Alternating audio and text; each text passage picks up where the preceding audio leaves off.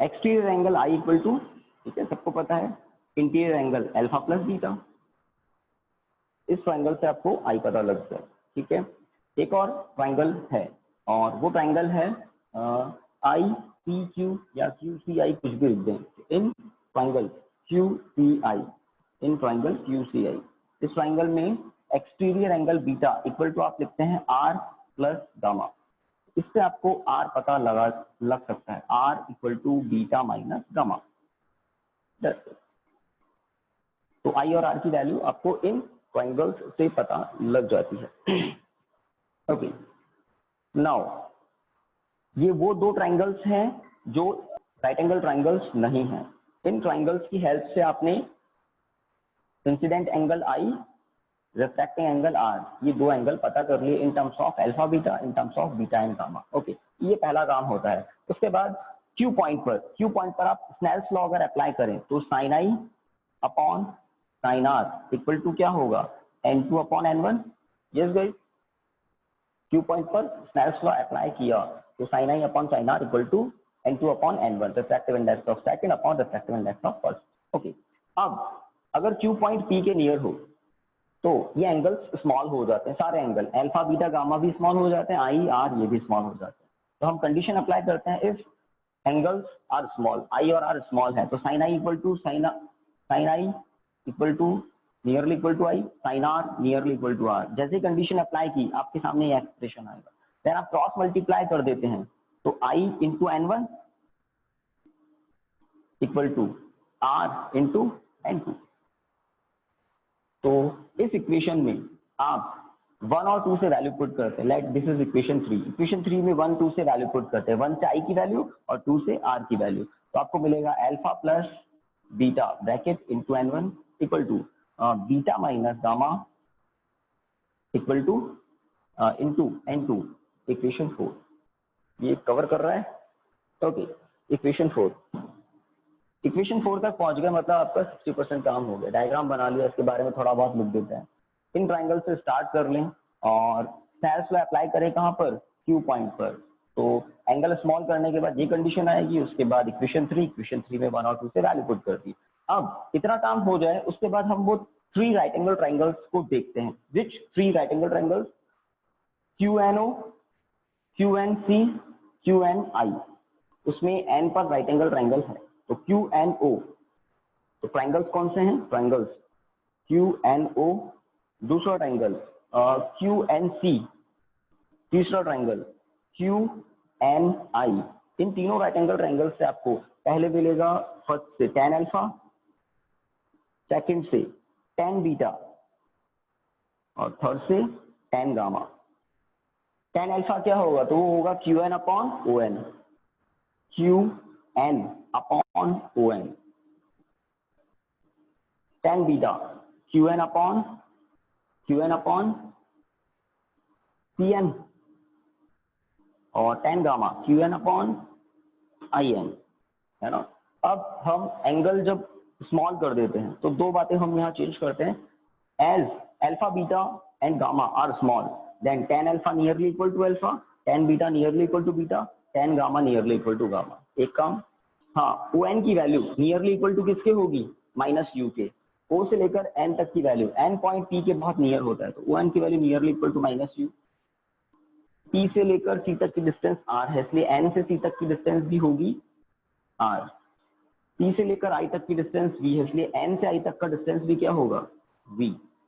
ये जैसे ही आपको पता लग जाता है अल्फा बीटा गामा, किन से, राइट एंगल ट्रायंगल्स से कंडीशन अप्लाई करके, तो आप अल्फा बीटा गामा की ये वैल्यूज इक्वेशन 4 में पुट कर देते हैं। तो जैसे इक्वेशन 4 में अल्फा बीटा गामा की ये वैल्यूज पुट करेंगे तो क्या होगा, QN upon minus U plus QN upon R bracket into N1 equal to beta की value QN upon R, QN upon R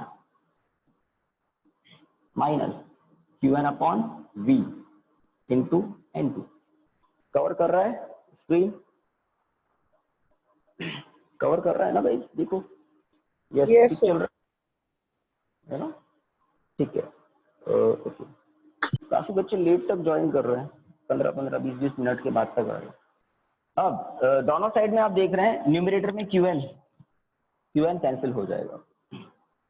N1 को अंदर प्रोडक्ट करे तो यहाँ आ जाएगा N1, यहाँ आ जाएगा N1, कर दिया N1 को अंदर प्रोडक्ट, राइट साइड में Qn कैंसिल हो गया, दैट मीन्स 1 1, N2 को अंदर प्रोडक्ट कर दिया, N2 को अंदर प्रोडक्ट कर दिया।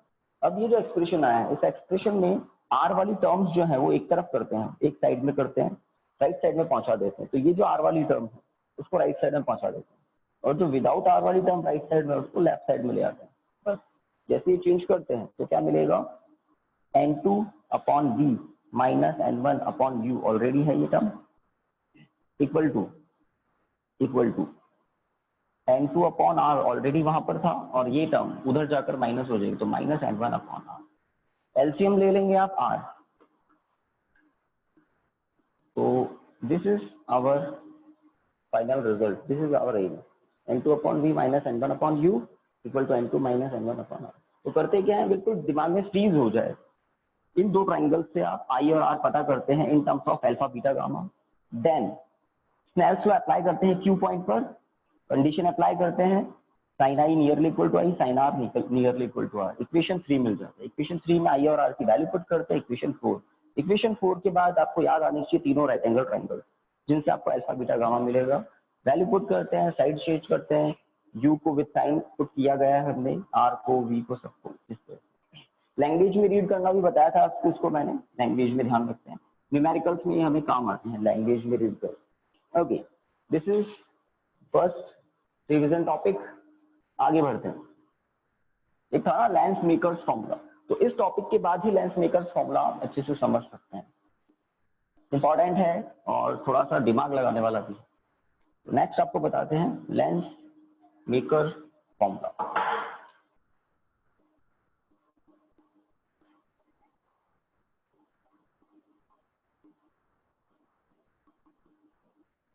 तो क्या है lens maker's formula, 1 upon F equal to N2 upon N1 minus 1 into 1 upon R1 minus 1 upon R2। ये फॉर्मूला है लेंस मेकर्स फॉर्मूला। इसको डिडक्ट करने के लिए, इसको डेराइव करने के लिए एक डायग्राम भी बना सकते हैं, दो भी बना सकते हैं। उस दिन मैंने आपको एक ही डायग्राम में सब कुछ बनाया था, आज सेपरेट डायग्राम करके बाद में उनको एक करके बताऊंगा। जैसे ये एक रिफ्रैक्टिंग सरफेस है ना, रिफ्रैक्टिंग सरफेस 1, इसके लेफ्ट साइड में रेयर मीडियम है ऑफ रिफ्रैक्टिव इंडेक्स N1, इसके राइट साइड में एक डेंसर मीडियम है of refractive index N2। This is principal axis, अभी डायग्राम बनाया था। A point object, incident ray, ठीक है। P1 is what? P1 is what? Pole of the first spherical refracting surface. This ray goes without any deviation. Let this is normal. This is C1. तो P1 से C1 तक का distance plus R1, ठीक है, या R1 ही लिखें क्योंकि magnitude ही लिखना है हमें इसमें। This is angle I। चलिए एंगल की भी इसमें हमें जरूरत नहीं है, हमें डायरेक्ट फॉर्मूला यूज लेना है, और ये रे आगे जाकर फर्स्ट रे को इंटरसेक्ट करती है और बनती है image I dash. First surface के लिए मैंने मान लिया जानबूझकर इमेज I डैश है, तो P1 से I डैश तक का डिस्टेंस मैंने मान लिया V डैश है, और O से P1 तक का डिस्टेंस नॉट विद साइन मैंने मान लिया U डिस्टेंस। तो अभी हमने जो फॉर्मूला डेराइव किया था ना, refraction formula spherical reflecting surface के लिए, तो ये जो फर्स्ट सरफेस है इसके लेफ्ट साइड में रेयर मीडियम है ऑफ रिफ्रैक्टिव इंडेक्स N1, इसके राइट साइड में डेंसर मीडियम है ऑफ रिफ्रैक्टिव इंडेक्स N2, ठीक है। इस सरफेस फर्स्ट सरफेस की रेडियस ऑफ कर्वेचर R1 है, इस फर्स्ट सरफेस के लिए ऑब्जेक्ट डिस्टेंस U है, इस फर्स्ट सरफेस के लिए इमेज डिस्टेंस P डैश है। तो 5 फिजिकल क्वांटिटीज बता दी मैंने फर्स्ट सरफेस के लिए, N1 rare medium, N2 denser medium second medium, ठीक है, radius of curvature R1, object distance U, image distance P dash. तो फर्स्ट सरफेस के लिए रिफ्रैक्शन फॉर्मूला क्या होगा, वो होगा refractive index of second medium upon image distance minus refractive index of first medium upon object distance equal to second medium minus first medium upon radius of curvature R1, equation 1 लिखा था guys. तो एक surface को separate करके मैंने दिखा दिया। अब सेकंड सरफेस सेपरेट देखिए कैसा होगा। Let this is second surface, this is second refracting surface. Second surface की कहानी सुनिए। इस सेकंड सरफेस के लेफ्ट साइड में डेंसर मीडियम है ऑफ रिफ्रैक्टिव इंडेक्स N2, इसके राइट साइड में एक रेयर मीडियम है ऑफ रिफ्रैक्टिव इंडेक्स N1, और this is P2 hole of the surface. ठीक है, अगर हम इस पर लाइट रे एज्यूम करें, यहाँ पर लिख देता हूं मैं N2 इसके लेफ्ट साइड में, तो लाइट रे इस पर लेफ्ट इस तरह से आ रही है। अभी देखते हैं ऐसे ही क्यों आ रही है। तो ये जो इंसिडेंट लाइट रे है, ठीक है, इस इंसिडेंट पॉइंट पर अगर मैं नॉर्मल ड्रॉ करूं, नॉर्मल ड्रॉ करें, तो नॉर्मल प्रिंसिपल एक्सिस को जहां इंटरसेक्ट करता है उस पोजीशन से पता लगता है आपको C2। C2 मतलब सेंटर ऑफ दी कर्वेचर। तो P2 से C2 तक का डिस्टेंस जो भी होगा, क्या होगा, radius of curvature, distance R2। हाँ, कौन सा मीडियम है ये, N2 डेंसर मीडियम है, N1 कौन सा है, रेयर मीडियम। तो जब लाइट रे डेंसर से रेयर में जाएगी तो कहाँ बैंड होती है, टुवर्ड्स द नॉर्मल या अवे फ्रॉम द नॉर्मल, है ना। तो मैंने कहाँ बैंड किया है इसको, away from the normal. Clear है, बताइए। Yes sir. है ना, बहुत कम जनों की आवाज आई है। लाइट रे जो आ रही थी सेकंड सरफेस पर ऊपर से आ रही है ना, ऑलरेडी ऊपर से कहीं से आ रही है। तो ये लाइट रे अपना जो एक्चुअल पाथ है उसको ट्रेवल नहीं कर रही है, इसका एक्चुअल पाथ था उसको ट्रेवल नहीं कर रही, ये बैंड हो गई। और कैसे बैंड हुई, अवे फ्रॉम द नॉर्मल, ये जो नॉर्मल है इससे दूर बैंड हो गई, और जहां पहुंचती है वहां बनती है इमेज। तो P2 से I तक का डिस्टेंस होगा V, छोटा है कोई बात नहीं। हाँ, ये जो रे है ये डाइवर्जिंग रे है, पीछे देखिए तो ये और दूर हो रही है, तो आगे जाकर ये कन्वर्जिंग होती, तो जहां कन्वर्ज होनी थी वहां इमेज बननी थी, ठीक है, बट फाइनल इमेज आई पर बनी। तो हमने पहले भी बताया था, अगर फर्स्ट सरफेस सेकंड सरफेस दोनों कंटिन्यूटी में हो, फर्स्ट सरफेस के बाद कौन मिल जाए, सेकंड सरफेस मिल जाए, तो फर्स्ट सरफेस की इमेज सेकंड सरफेस के लिए क्या होगी, ऑब्जेक्ट। तो फर्स्ट सरफेस की इमेज कौन है, आई डैश, और यही आई डैश सेकंड सरफेस के लिए क्या है, ऑब्जेक्ट। तो फर्स्ट सरफेस की इमेज सेकंड सरफेस के लिए किसका रोल प्ले करेगी, ऑब्जेक्ट का। और बहुत तरीके बताए थे आपको, एक तो ये तरीका है कि फर्स्ट सरफेस की इमेज सेकंड सरफेस के लिए ऑब्जेक्ट का रोल प्ले करेगी। किसी सरफेस पर इंसिडेंट रे से पता लगता है ऑब्जेक्ट की पोजीशन, तो इंसिडेंट रे ये रही, इस रे से पता लगेगी ऑब्जेक्ट की पोजीशन। पीछे रियल ऑब्जेक्ट नहीं है तो आगे से पता लगेगा वर्चुअल ऑब्जेक्ट। फर्स्ट सरफेस में इंसिडेंट रे आप देख रहे हैं, तो इंसिडेंट रे से ही तो ऑब्जेक्ट का पता लगता है, तो उसको बैक इंक्रीज किया तो प्रिंसिपल एक्सिस पर इंटरसेक्ट कर रही है, तो ऑब्जेक्ट यही है, रियल ऑब्जेक्ट। और रिफ्रैक्टेड रे ये इसका रियल, एक तरह से रियल इमेज है, बिल्कुल ठीक है। तो फर्स्ट सरफेस की कहानी आपको अच्छे से समझ में आ गई।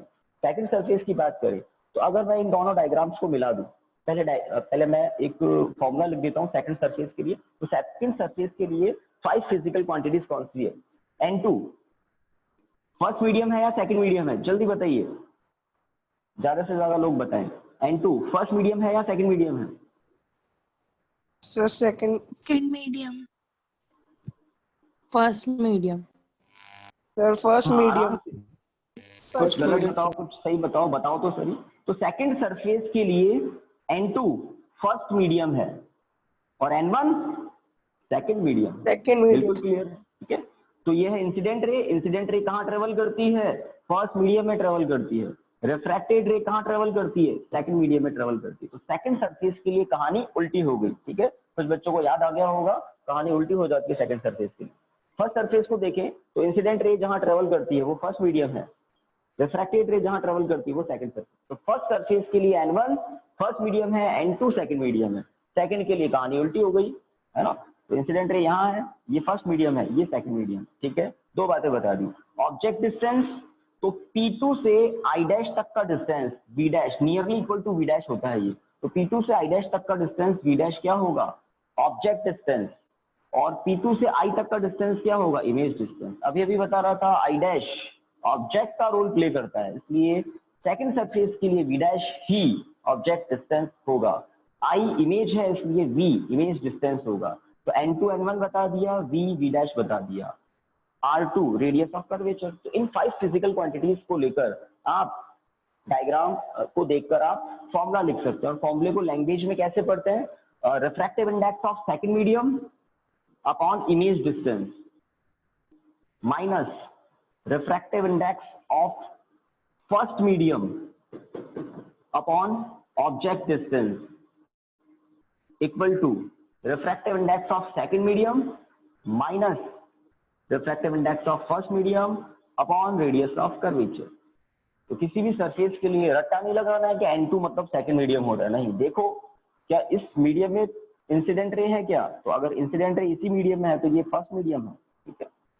हाँ, इसको कुछ भी लिख सकते हैं, n3 n5 n6 कुछ भी लिख सकते हैं, कुछ भी लिख सकते हैं आप, तो देखो इंसिडेंट रे अगर इसमें है तो यही फर्स्ट मीडियम है। Okay, formula second formula cover कर रहा है, ये एक्सीड तो नहीं कर गया, दिख रहा है ना पूरा?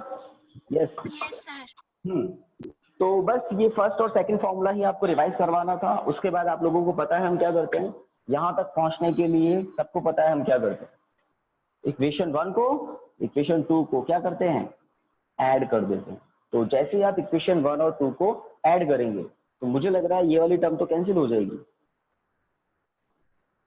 सॉरी कौन सी वाली, ये वाली टर्म हो जाएगी ना। इक्वेशन 1 को इक्वेशन 2 को ऐड करोगे तो ये पॉजिटिव है और ये नेगेटिव है, तो ये दोनों तो कैंसिल हो जाएगी, तो बचेगी क्या, n1 upon v minus n1 upon u, n1 upon v minus n1 upon u। Equation 1 और 2 को ऐड कर रहे हो, LHS ऐड हो गया। अब RHS की बात करें तो RHS में यहाँ पर है n2 minus n1 upon r1 plus यहाँ पर है n1 माइनस n2, तो n1 माइनस n2 में से एक माइनस कॉमन ले लें तो ये भी क्या हो जाएगा, n2 minus n1, minus common ले लिया मैंने। अगर प्लस होता है यहाँ तो अंदर होता है n1 माइनस n2, दिख रहा है हमें? ठीक बात, बताइए जल्दी बताइए। Yes sir. Yes sir. Equation 1 और 2 को ऐड किया, बहुत ही ऑर्डिनरी काम है, मेन था इक्वेशन 1 और 2 बनाना। 5 फिजिकल क्वांटिटीज कौन कौन सी होती है दिमाग में फ्रीज कर लेना, और ये डायग्राम मैंने सेपरेट किया, अभी इसको मैं कंबाइन करके भी बताऊंगा। ओके, यहाँ पर आप n1 कॉमन लेते हैं, यहाँ पर से आप n2 माइनस n1, तो n2 माइनस n1 कॉमन लिया तो अंदर बचा 1 upon r1 minus 1 upon r2, ठीक है। यहाँ से n1 कॉमन लिया तो अंदर बचा 1 upon b minus 1 upon u, n1 common. n1 से आपने राइट साइड में यहाँ पर डिवाइड कर दिया, ये लीजिए डिवाइड, ठीक है। तो इसको आप कैसे लिख सकते हैं, n2 upon n1 minus 1 divide किया n1 से, ठीक है। हाँ, इस टर्म को f बनाने के लिए अब डायरेक्ट फॉर्मूला अप्लाई मत कर देना कि भाई लेंस फॉर्मूला होता है, तो 1 upon v minus 1 upon u क्या होता है, f होता है। अभी लेंस मेकर फॉर्मूला चल रहा है, लेंस तो बना ही नहीं, थोड़ा प्रैक्टिकली सोचो, अभी तो हम लेंस बनाने के लिए फॉर्मूला बना रहे हैं, लेंस तो अभी बना ही नहीं, हम जानते ही नहीं लेंस क्या होता है, ठीक है। हाँ, बट ये हमें पता है कि किसी भी ऑप्टिकल इंस्ट्रूमेंट के लिए ऑब्जेक्ट अगर इंफिनिटी पर है तो उसकी इमेज कहाँ बनती है, फोकस पर। ऑब्जेक्ट अगर इंफिनिटी पर है तो इमेज कहाँ बनती है, फोकस पर। जैसे ये कंडीशन यहाँ अप्लाई कर देते हैं, u के प्लेस पर इंफिनिटी, तो ये 0 हो जाती है टर्म, तो f के प्लेस पर v के प्लेस पर क्या लिखना पड़ेगा, f। याद है कंडीशन अप्लाई की थी, कुछ लोग फॉर्मूला अप्लाई कर देते हैं तो भी उसको ठीक है, रॉन्ग तो नहीं करते हैं टीचर्स, बट आइडियल कंडीशन नहीं है वो। डन। तो सरफेसेस का आपने ध्यान रखा होगा, फर्स्ट सरफेस के लिए कौन मीडियम कौन सा है, सेकंड सरफेस के लिए कौन सा मीडियम है, फर्स्ट कौन सा है, सेकंड कौन सा है। आई का बता दिया मैंने, फर्स्ट सरफेस के लिए आई इमेज है, सेकंड सरफेस के लिए आई इमेज नहीं है, सेकंड सरफेस के लिए आई डैश ऑब्जेक्ट है और आई उसकी एक्चुअल में इमेज। चलिए, तो अगर मैं फर्स्ट डायग्राम नहीं बनाकर सेकंड में ही सब कुछ फिट कर देता तो कैसा होता, यहाँ पर इस तरह से डायग्राम होता, समझे बात को। और ये जो लाइट रे है ये यहाँ से कहीं से आ रही थी, O पॉइंट से, ये लाइट रे O पॉइंट से आ रही थी और ये फर्स्ट टाइम रिफ्रैक्ट हुई। याद आया किसी को, आपके जो रजिस्टर उसमें यही वाला डायग्राम बना हुआ, ये फर्स्ट, सॉरी सेकंड और ये फर्स्ट, ये डायग्राम बना हुआ देखो, है ना, O से आ रही है, देन यहाँ लिखा होगा P, देन Q, इस तरह से। और मैंने बताया था P को थोड़ा सा ऊपर लेना Q को, ताकि इस तरह से डायग्राम बन जाए। ओके, तो 2 इंपॉर्टेंट टॉपिक हुए, अब आगे बढ़ते हैं। एक और आईएमपी और बड़ा टॉपिक है, कौन सा है? प्रिज्म, प्रिज्म फॉर्मूला है ना, मैंने व्हाट्सएप किया था ना, देखिए प्रिज्म करना है ना, प्रिज्म फॉर्मूला। और जो भी रिवाइज करने हो ना कल मुझे बता देना, इस चैप्टर में जो भी आपको लग रहे हो कि ये रिवाइज करने हैं,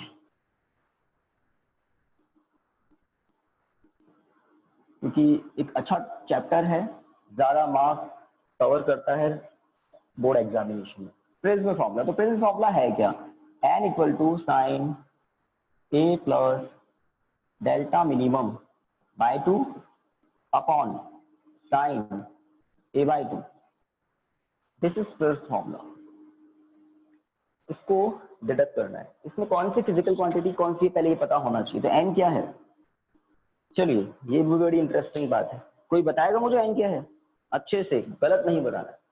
रिफ्रैक्टिव इंडेक्स। अच्छा, इतने से के लिए तो मैंने पूछा नहीं।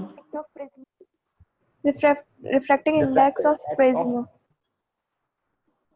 ये भी ठीक नहीं लग रहा है। और refractive index सही of बताओ prism क्या? upon refractive index of refractive medium। ये भी सही नहीं लगा। मैं बताऊंगा तब आपको लगेगा कि हाँ कुछ गड़बड़ कर रहे थे, है ना।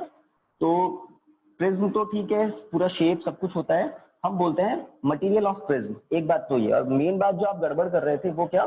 This is what refractive index of the material of prism with respect to refractive index of its surrounding. तो प्रिज्म के मटेरियल का रिफ्रैक्टिव इंडेक्स, सराउंडिंग का रिफ्रैक्टिव इंडेक्स।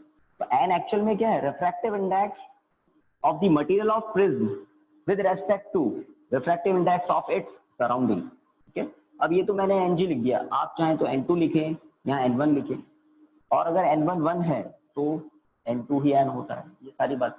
तो N is what? N is refractive index of material of prism with respect to refractive index of its surrounding। ये तो मैंने detail में बताया, और इन शॉर्ट बुक्स में भी लिख देते हैं, हम लोग भी कहते हैं कि N क्या है? प्रिज्म के मटेरियल का रिफ्रैक्टिव इंडेक्स। रीजन, क्योंकि इन जनरल प्रिज्म कहाँ होता है? एयर में ही होता है। जब हम एक्सपेरिमेंट करते हैं लैब में तो एयर में होता है, एयर का रिफ्रैक्टिव इंडेक्स 1 होता है, इसलिए हम बोल देते हैं N is what? Refractive index of material of prism.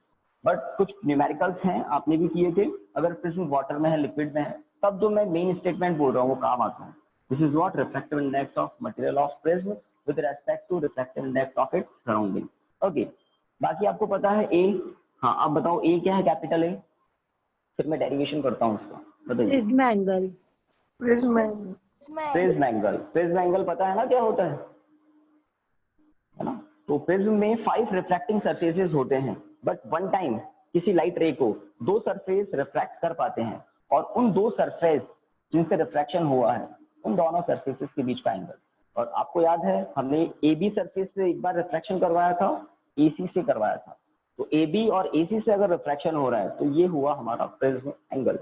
Okay, this is incident ray. और याद है मैंने क्यू पॉइंट को कहा था ऊपर नहीं लेना है, थोड़ा नीचे ही लेना है। पी से लाइट रे आ रही है, क्यू पर फर्स्ट टाइम इंसिडेंट कर रही है, दिख रहा है ये? चलिए क्लियर चल रहा है इधर। तो Q point first point of incident, normal draw कर देते हैं हम। रिफ्रैक्टेड रे डेंसर मीडियम में आ रही है, आर एयर है, अंदर ग्लास है, तो ये बैंड हो गई towards the normal. This is first angle of refraction. Okay, यहाँ पर I angle of incident, incident angle. Okay, E Q, this is R, R point पर नॉर्मल ड्रॉ कर देते हैं, दिस इज नॉर्मल। ये दोनों नॉर्मल बाइसेक्ट कर रहे हैं, एक दूसरे को इंटरसेक्ट कर रहे हैं डी पॉइंट पर। Okay, the light ray refract at point R as it goes from denser medium to rare medium, so it bend away from the normal। ठीक है, it bend away from the normal। हाँ, अंदर अगर N2 है, बाहर अगर N1 है, तो ये N क्या होगा एक्चुअल में? N2 अपॉन N1, कोई इश्यू नहीं है। अब आपको याद होगा ये जो एमर्जेंट रे है, ये नॉर्मल के साथ एंगल बनाती है E, और इस एंगल को हमने एक्चुअल में क्या लिख दिया था? जस्ट R2, है ना। आर पॉइंट पर ये एक्चुअल में एंगल ऑफ इंसिडेंस है और ये एंगल ऑफ रिफ्रैक्शन है, बट हमने यहाँ एमर्जेंट एंगल लिखा है और यहाँ R2 लिखा है जस्ट। ओके, फाइनल जो डायरेक्शन है एमर्जेंट रे, इसको बैक इंक्रीज किया था, बैक इंक्रीज किया था, और जो इंसिडेंट रे है PQ उसको फॉरवर्ड इंक्रीज किया था। तो इंसिडेंट रे की डायरेक्शन, एमर्जेंट रे की डायरेक्शन, इन दोनों के बीच का एंगल होता है क्या? Angle of deviation, deviation angle. Am I right? Angle between direction of incident ray and direction of emergent ray through a prism is called deviation angle। वो पॉइंट मैंने लिख दिया है यहाँ। ओके, तो आज डायग्राम थोड़ा सा बड़ा और क्लियर है, तो यहाँ पर एंगल आपको दिख जाएगा। ये एंगल क्या होगा? तो ये एंगल होगा I माइनस R1। सभी देख रहे हैं I है, ये पूरा एंगल I होगा यहाँ से लेकर यहाँ तक, तो दिख गया हमें। इसी तरह से ये पूरा E है, तो ये अंदर वाला पूरा एंगल E होगा, बट ऊपर वाला ये वाला पोर्शन क्या होगा? E minus R2। ठीक है, diagram complete, diagram Yes. Complete. अब हमें प्रिज्म फॉर्मूले को डेराइव करना है, तो प्रिज्म फॉर्मूले को डेराइव करने के लिए आपको बहुत सारे, है ना, बहुत पापड़ बेलने पड़ेंगे। तो सबसे पहले हम क्या करते हैं, तो दिमाग में एक तरीका फिक्स कर लें, है ना, बहुत सारे बुक्स में आपको अलग अलग तरीके मिलेंगे, एक फिक्स कर लें, OQR। ये एक ट्राइंगल है और उस ट्राइंगल में हम एक्सटीरियर एंगल से स्टार्ट करते हैं। सबसे कॉम्प्लिकेटेड ट्राइंगल से स्टार्ट कर लो, सबसे कॉम्प्लिकेटेड काम पहले कर लो। इन ट्राइंगल, बस ट्राइंगल, क्वाड्रिलेटरल, इन्हीं पर फोकस करना है। In triangle OQR, OQR, yes guys, in triangle OQR। तो एक्सटीरियर एंगल डेल्टा है, तो इंटीरियर एंगल क्या है? I minus R1 plus E minus R2। तो इंटीरियर एंगल्स का सम है delta, exterior angle. Clear? I plus E minus R1 plus R2, है ना। तो मैंने I प्लस E साथ में लिख दिया, माइनस का R1 माइनस का R2 साथ में लिखा और माइनस को कॉमन लेकर लिख दिया। This is our first equation. तो मैंने इस ट्राइंगल से फर्स्ट इक्वेशन, इस ट्राइंगल के जस्ट नीचे एक और ट्राइंगल है, तो सॉरी QDR, है ना। Yes, sir. ट्राइंगल QDR, देखिए QDR और ट्राइंगल की जो 3 एंगल्स हैं, इनका सम आपको सबको पता है 180 होता है। तो in triangle QDR R1 plus R2 plus D, R1 plus R2 plus D equal to 180 degree, सब जानते हैं। तो फर्स्ट ट्राइंगल से फर्स्ट इक्वेशन, सेकंड ट्राइंगल से सेकंड इक्वेशन। अब एक क्वाड्रिलेटरल का नंबर लेना है, quadrilateral AQDR, in quadrilateral AQDR, देख लिया सबने। क्वाड्रिलेटरल के 4 एंगल्स का सम 360 होता है, तो लिख देते हैं angle A plus angle Q plus angle D plus angle R equal to 360, है ना। समझने के साथ साथ आपको एग्जाम में मेमोराइज भी होना चाहिए, तो मेमोरी में फिट हो जाना चाहिए प्रोसीजर। इसमें angle Q angle R 90 degree है, याद आया कुछ? एंगल Q नॉर्मल ड्रॉ किया है ना, 90 डिग्री। एंगल R यहाँ भी नॉर्मल ड्रॉ किया है, ये भी 90 डिग्री है। 90 प्लस 90 180, एंगल Q को हटा दो, एंगल R को हटा दो, तो इधर कितना रह गया अब? 180, है ना। 360 माइनस 180 180, तो 360 में से 180 हटा दिया, इधर से 90 प्लस 90, उधर से भी 90 प्लस 90, तो angle D plus angle A plus angle D equal to 180, angle A plus angle D equal to 180। एक और इक्वेशन मिल गया।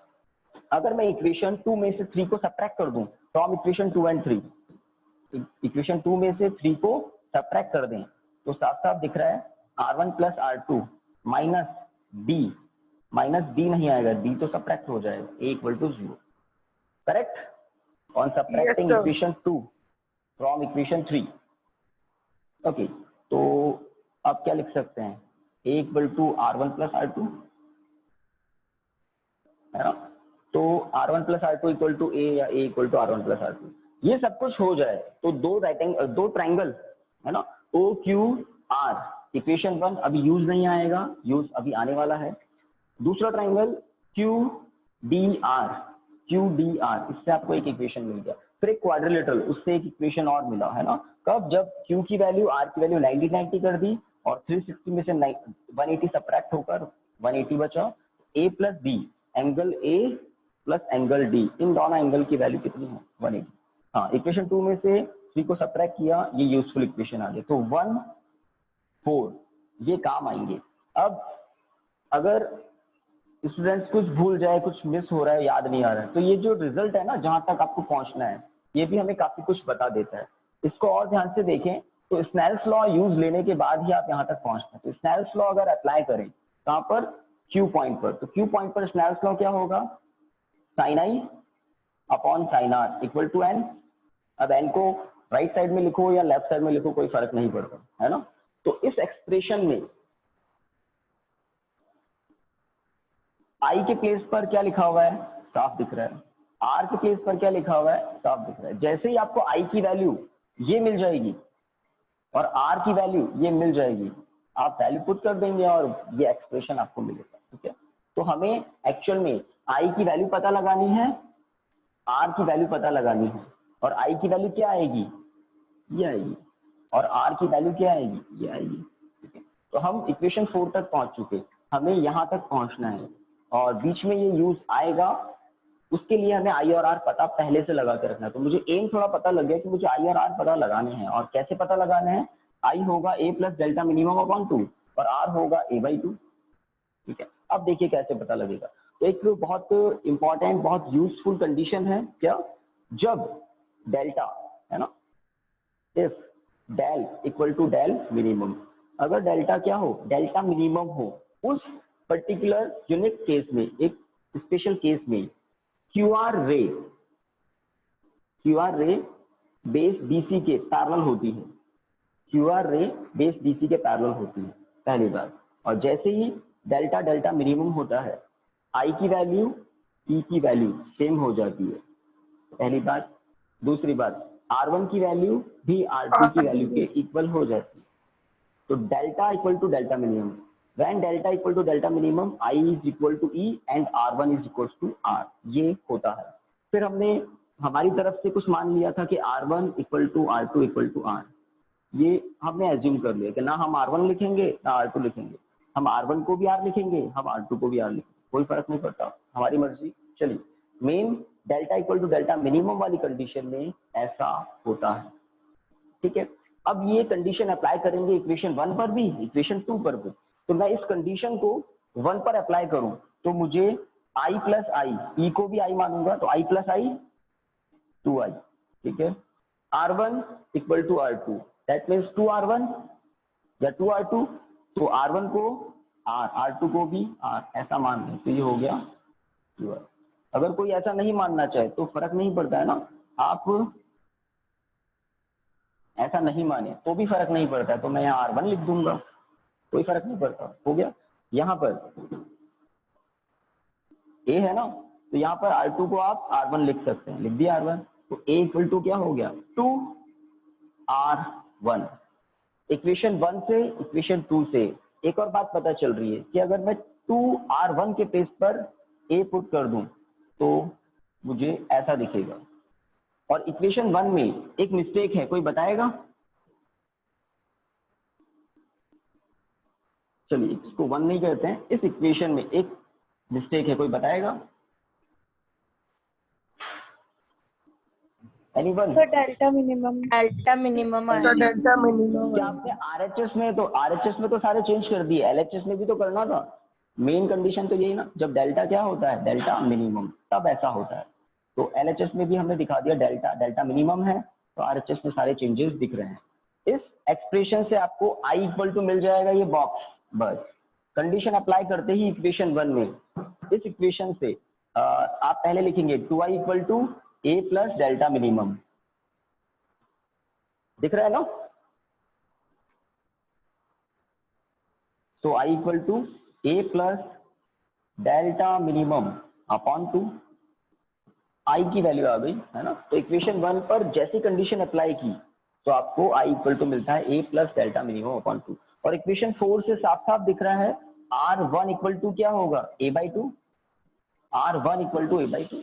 मैंने यहाँ R1 equal to R2 equal to R use ही नहीं लिया, ले सकते हैं, अभी नहीं लिया, ठीक है। तो आपको बता रहा हूँ कैसे भी कर सकते हैं, थोड़ा फ्लेक्सिबल हो जाए। R1 equal to a by 2, तो ये एक यूजफुल इक्वेशन, ये दूसरा यूजफुल इक्वेशन। अब अगर Q पॉइंट पर स्नेल्स लॉ अप्लाई करें तो इक्वेशन क्या होगा, Q पॉइंट पर अगर स्नेल्स लॉ अप्लाई करें तो इक्वेशन क्या होगा, n इक्वल टू, n मतलब n2 upon n1, n equal to sine I upon sine Sin R. R नहीं, R1 क्यू पॉइंट पर Yes, sir. Snell's law apply करें, इसलिए आज मैंने आपको आर का खेल ही हटा दिया। तो आई R1, तो देख लीजिए अब आप R1 की वैल्यू देख रहे हैं Yes, a sir. बाई 2 और आई की वैल्यू, ठीक है, a plus delta minimum upon 2, ठीक है। तो मेन काम क्या था, ओ क्यू आर, इस ट्राइंगल से इक्वेशन 1 बना के रख लो, क्यू डी आर इससे एक और इक्वेशन, और quadrilateral A Q D R से तीसरा इक्वेशन, सेकंड और थर्ड से फोर्थ आएगा, फोर्थ आ जाए फिर कंडीशन अप्लाई करोगे, कंडीशन अप्लाई करोगे तो इक्वेशन 1 से आपको आई मिलेगा और इक्वेशन 4 से आपको R1 मिल जाएगा या R मिल जाएगा, और फिर क्यू पॉइंट पर स्नेल्स लॉ अप्लाई करेंगे और आई और R1 की वैल्यू पुट कर देंगे, तो आपका काम कंप्लीट हो जाएगा। ठीक है, तो कुछ क्लियरिटी होगी रिविजन से। यस गाइस, तो लिखने की तो कुछ जरूरत नहीं है। आपको ऑप्टिकल फाइबर के बारे में, मिराजेस के बारे में, डायमंड के बारे में तो बिल्कुल नहीं बताया था, तो पहले वो बताएंगे फिर रिवीजन। तो डायमंड का रिफ्रैक्टिव इंडेक्स क्या होता है, refractive index of diamond with respect to air, diamond के मटेरियल का रिफ्रैक्टिव इंडेक्स क्या होता है, तो अगर पता है तो अच्छी बात है, नहीं तो लिख लें 2.42 सबसे ज्यादा रिफ्रैक्टिव इंडेक्स डायमंड का ही होता है इस प्लेनेट पर, 2.42। मैं इस प्लेनेट इसलिए कह रहा हूं क्योंकि सबसे ज्यादा डेंस मटेरियल हमारे प्लेनेट पर डायमंड, दूसरे प्लेनेट का हमें नहीं पता। 2.42 सबसे ज्यादा रिफ्रैक्टिव इंडेक्स है। एक और बात, क्रिटिकल एंगल आईसी किसके लिए, फॉर डायमंड एयर इंटरफेस। तो डायमंड अगर एयर में है, आप डायमंड को देख रहे हैं, इन जनरल एयर में ही होता है, तो डायमंड सबसे ज्यादा रिफ्रैक्टिंग इंडेक्स वाला मटेरियल है, एयर सबसे कम। तो डायमंड एयर रिफ्रैक्ट इंटरफेस के लिए, डायमंड एयर इंटरफेस के लिए क्रिटिकल एंगल की वैल्यू होती है 24.2 डिग्री, 24.2 डिग्री, बहुत कम। सबसे लो वैल्यू है ये क्रिटिकल एंगल की डायमंड एयर इंटरफेस के लिए। तो ठीक है, ये दो बातें। अब डायमंड को इस तरह से कट किया जाता है, इस तरह से उसके बहुत सारे फेस बनाए जाते हैं कि अगर लाइट रेज एयर से डायमंड के अंदर चले जाए तो वो सीधा सीधा बाहर नहीं निकल पाती, वो अंदर TIR होता रहता है, अंदर ही घूमती रहती है। और बहुत कभी स्पेशल केस में जब एंगल ऑफ इंसिडेंस 24 डिग्री से भी कम हो जाए तब वो बाहर निकलती है और किसी ऑब्जर्वर की आई पर इंसिडेंट करती है, तो ऐसा ऑब्जर्वर को इल्यूजन होता है कि डायमंड लाइट का कोई सोर्स है और वो ब्रिलियंट करते हुए या ग्लिट करते हुए दिखाई देता है। जैसे एक डायग्राम आप देखें, दिस इज, तो मैं पूरा डायमंड तो नहीं बना रहा, लेट एक साइड से हमें डायमंड कुछ ऐसा दिखाई दे रहा है, ठीक है। इसके एक फेज से लाइट रे अंदर आ गई, ठीक है, ये लीजिए अंदर आ गई, थोड़ा बैंड कर देते हैं इसको, ये लीजिए अंदर आ गई।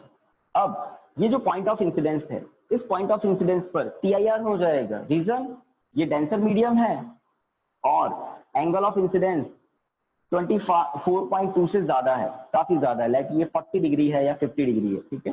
तो TIR होगा, ये लीजिए हो गया TIR। अब सेकंड पॉइंट ऑफ इंसिडेंस, यहाँ पर भी TIR हो जाएगा और इस तरह से TIR होते होते ये लाइट रे अंदर ही घूमती रहती है। और किसी पर्टिकुलर केस में जब एंगल ऑफ इंसिडेंस 24 से कम होता है तब ये लाइट रे बाहर आती है और किसी ऑब्जर्वर की आई पर इंसिडेंट करती है। ये तो मैंने थोड़ी देर में बाहर निकाल दिया, एक्चुअल में हर फेज से इनफाइनाइट लाइट रेज अंदर जाती है और वो अंदर घूमती रहती है।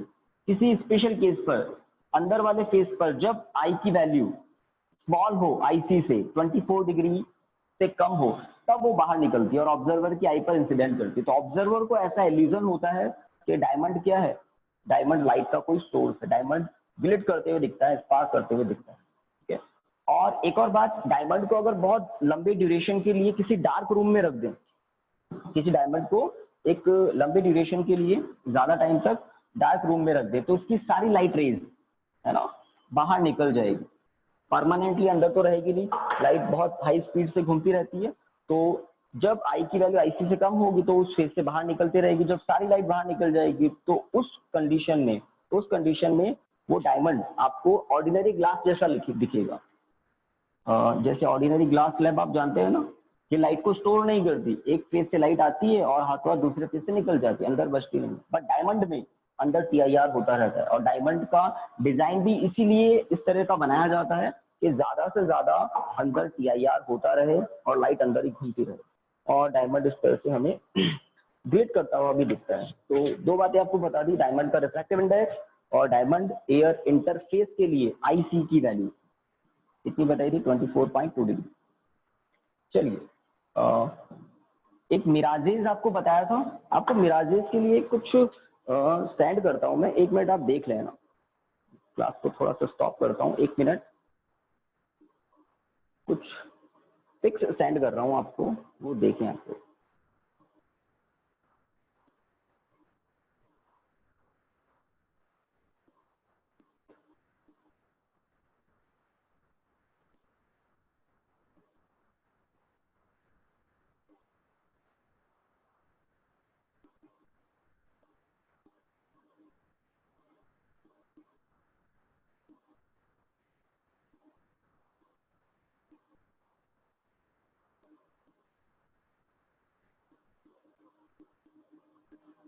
मिराजेस को आप अच्छे से समझेंगे प्रैक्टिकली।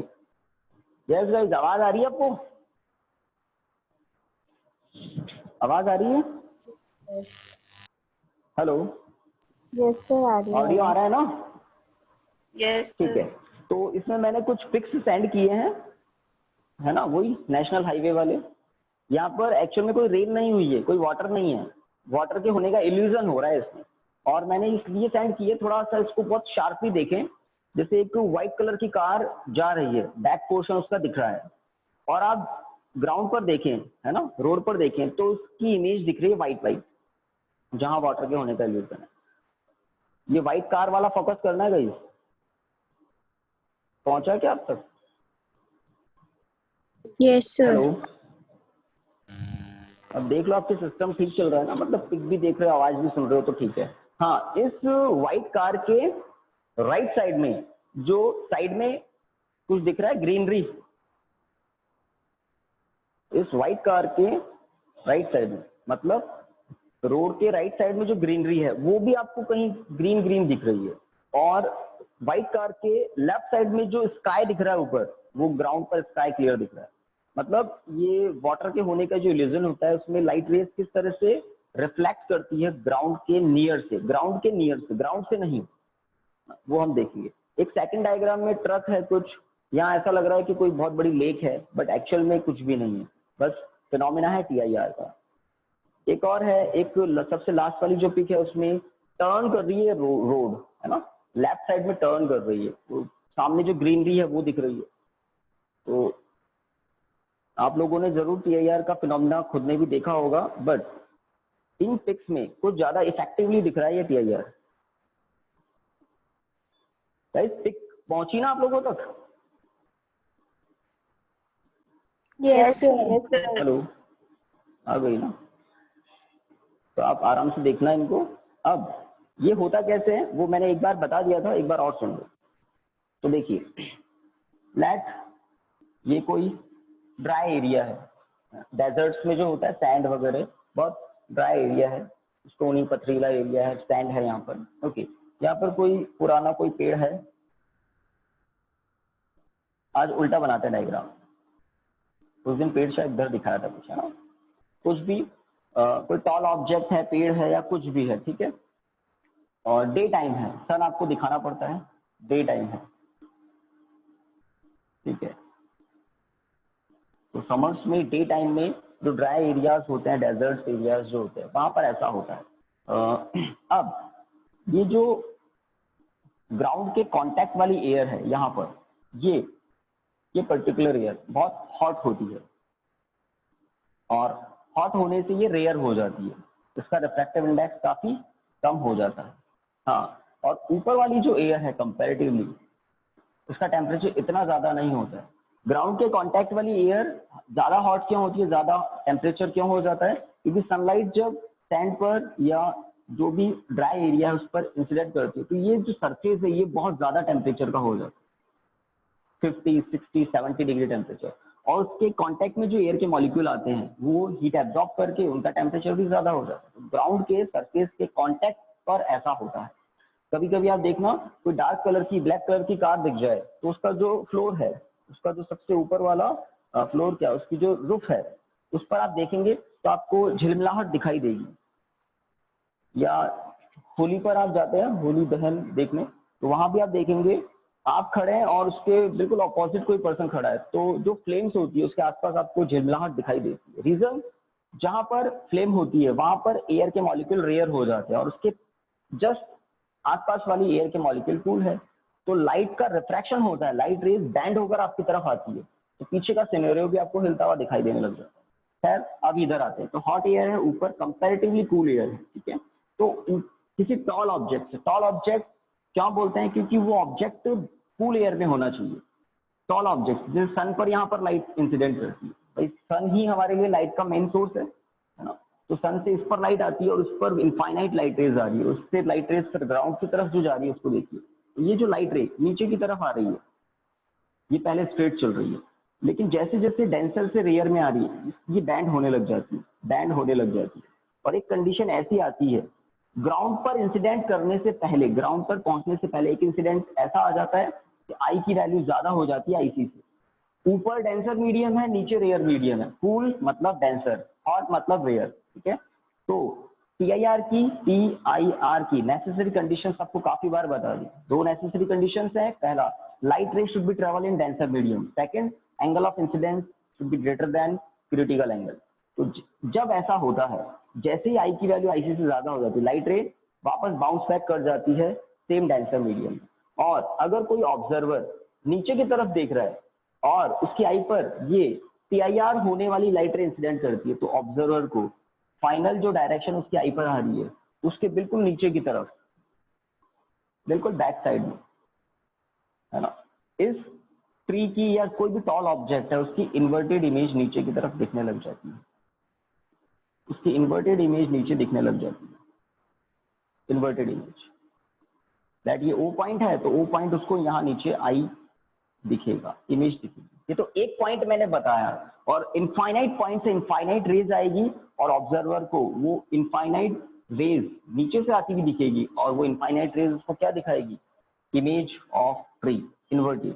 आपको जो मैंने पिक्स सेंड की है उसमें आप देख सकते हैं, जो भी पीछे व्हीकल है या कुछ भी नहीं है तो ब्लू कलर का स्काई तो है, स्काई से जो रेज आ रही है वो ग्राउंड तक पहुंच ही नहीं पाती है, ग्राउंड के थोड़ा सा ऊपर से ही बैंड हो जाती है।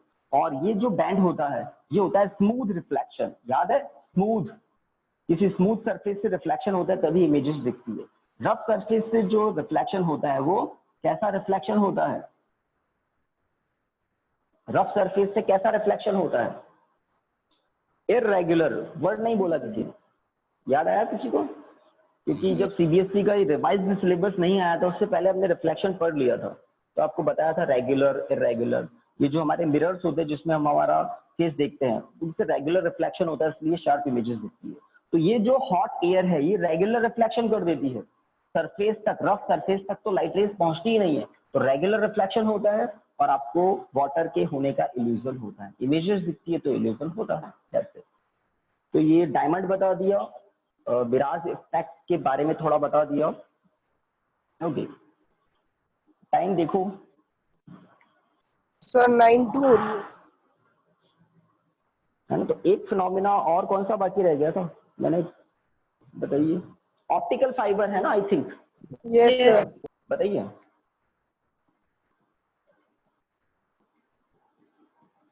ऑप्टिकल फाइबर में एक सिलेंड्रिकल क्रॉस सेक्शन पर फोकस करें, या सिलेंड्रिकल एक पोर्शन है। ऑप्टिकल फाइबर बहुत लॉन्ग केबल्स होते हैं, डिस्क के केबल जैसा ही इसका थिकनेस होता है। हाँ, इसमें अंदर एक सेंट्रल कोर होती है जिसका रिफ्रैक्टिव इंडेक्स ज्यादा होता है। अब रिफ्रैक्टिव इंडेक्स कह रहा हूँ, उसका मतलब ये सेंट्रल कोर कैसी है, ट्रांसपेरेंट होती है। तो ये क्वार्ट्ज या फिर अच्छी क्वालिटी के ग्लास के फाइबर से बना हुआ सेंट्रल कोर है, ठीक है। हाँ, इसका रिफ्रैक्टिव इंडेक्स ज्यादा होता है। कितना होता है इसका रिफ्रैक्टिव इंडेक्स, होता है 1.7, स्टैंडर्ड है। तो अंदर वाले मटेरियल का रिफ्रैक्टिव इंडेक्स है 1.7। अब इस क्रोड को है ना। इस सेंट्रल कोर बोल सकते हैं या क्रोड बोल सकते हैं, सेंट्रल कोर इसको हम बोल सकते हैं, है ना। तो इस सेंट्रल कोर को चारों तरफ से एक दूसरा मीडियम सराउंड किए हुए, मैं इसको थोड़ा सा वापस क्लियर कर देता हूँ। तो ये है कोर, कोर का रिफ्रैक्टिव इंडेक्स ज्यादा होता है, कोर अच्छी क्वालिटी के ग्लास या फिर क्वार्ट्ज का बना होता है, ठीक है, this is core. Okay, core के चारों तरफ एक दूसरे ट्रांसपेरेंट मीडियम को रखा जाता है। कोर के चारों तरफ एक और ट्रांसपेरेंट मीडियम होता है, this transparent medium is called cladding.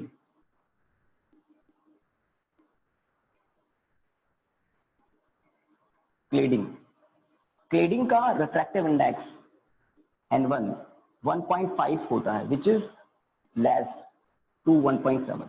तो कोर का रिफ्रैक्टिव इंडेक्स ज्यादा है, क्लेडिंग का रिफ्रैक्टिव इंडेक्स कम है। जब कोई लाइट रे किसी पर्टिकुलर एंगल से कोर में एंटर करती है, कोर से एंटर कर रही है, ठीक है, तो इस पॉइंट पर आई की वैल्यू IC से ज्यादा होने पर, और इस तरह से एंटर कराई जाती है कि आई की वैल्यू IC से ज्यादा हो, आई की वैल्यू IC से ज्यादा हो, तो क्या होता रहता है, इस इंसिडेंट लाइट रे का PIR होता रहता है। और लाइट के टोटल इंटरनल रिफ्लेक्शन में लाइट एनर्जी का लॉस बहुत बहुत कम होता है, बहुत मिनिमम लाइट एनर्जी का लॉस होता है, और मैक्सिमम लाइट रे आगे तक पहुंच जाती है, एक प्लेस से दूसरे प्लेस तक पहुंच जाती है। तो ये जो ऑप्टिकल सिग्नल्स हैं, जैसे यहाँ से रेड कलर की लाइट अंदर जा रही है, तो PIR होते होते वो बहुत दूर तक आपको मिलेगी रेड कलर की लाइट। तो ऑप्टिकल सिग्नल्स को एक प्लेस से दूसरे प्लेस तक पहुंचाने के लिए इस तरह से ऑप्टिकल फाइबर्स यूज आते हैं। और आजकल कम्युनिकेशन में, हाई स्पीड कम्युनिकेशन में ऑप्टिकल फाइबर्स का बहुत ज्यादा यूज है। रीजन, इसमें एनर्जी लॉस बहुत बहुत कम होती है। अगर वायर्स में इलेक्ट्रिकल सिग्नल्स ट्रेवल करते हैं तो रेजिस्टेंस पर एनर्जी लॉस बहुत होता है, जितना लॉन्ग वायर होगा उतना ज्यादा रेजिस्टेंस पर एनर्जी लॉस होगा। बट ऑप्टिकल फाइबर में 1 किलोमीटर 2 किलोमीटर 3 किलोमीटर तक ऑलमोस्ट सेम एनर्जी लाइट की पहुंच जाती है, एनर्जी लॉस बहुत कम होता है। रीजन, जिन सरफेस को आप देख रहे हैं, ये जहां पर TIR हो रहा है, यहाँ पर ये ट्रांसपेरेंट सरफेसेस हैं, तो लाइट रे एब्जॉर्ब ही नहीं करते या बहुत नेग्लिजिबल एनर्जी एब्जॉर्ब करते हैं। मोस्ट ऑफ एनर्जी एक प्लेस से दूसरे प्लेस तक पहुंच जाती है, ठीक है। तो ऑप्टिकल फाइबर्स में दो बातें ध्यान रखनी, कोर जिसका रिफ्रैक्टिव इंडेक्स ज्यादा होता है 1.7, और दूसरा इसके चारों तरफ का ट्रांसपेरेंट मीडियम क्लेडिंग जिसका रिफ्रैक्टिव इंडेक्स कम होता है 1.5। और लाइट रे को एक एंड पर, फर्स्ट एंड पर इस तरह से एंटर करवाया जाता है कोर में कि आई की वैल्यू क्या रहे, IC से ज्यादा रहे, तभी TIR होता रहेगा। तो ऑप्टिकल सिग्नल्स को एक प्लेस से दूसरे प्लेस तक पहुंचाने के लिए ये ऑप्टिकल फाइबर्स यूज आते हैं, ठीक है गाइस। आप मुझे और व्हाट्सएप कर सकते हैं कुछ टॉपिक्स अगर रिवाइज करने हो तो, ठीक है ना। और आज इवनिंग में क्लास हम लेंगे, है ना।